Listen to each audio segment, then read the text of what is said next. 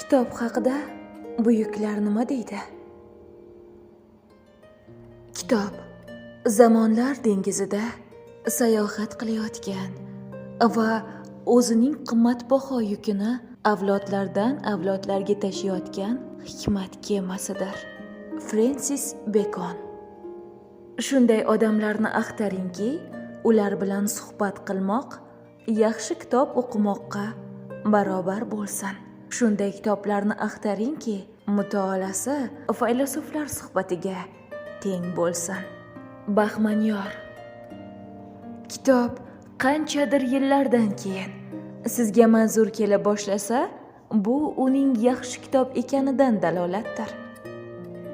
Georg Lichtenberg. Kitob yig'ish yaxshi ishdir, ularni o'qimoq esa foydali.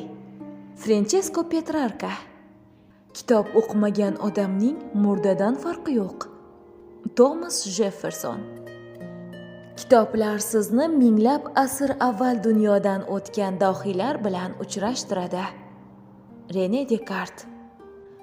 Inson qancha o'qisang ham bitmaydigan kitobdir. Hoji Baktosh Vali. Kitob hayotning eng olis va qorong'u yo'llariga nur baxsh etgan afsonaviy chiroqdir. Andrey Upit. Kitoblar ovozsiz muallimlardir. Peter Gille. Bir insonning qiymati o'qigan kitoblari bilan o'lchanadi. Herbert Spencer.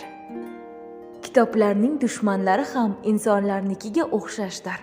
Olov, suv, vaqt va ichidagilar. Paul Valéry. Kitoblar yoqib yuborilgan joyda odamlar ham yondirilajak. Heinrich Heine. Kitoblarni ikki guruhga ajratish mumkin. Kun kitobi va barcha kunlarning kitobi. John Ruskin. Kitoblarim men uchun butun umrga yetajak ulkan qirollikdir. Shekspir. Men kitoblarni emas, kitoblar meni yaratdi. Michel de Montaigne. Tarjimon va to'plovchi Rahmat Bobojon.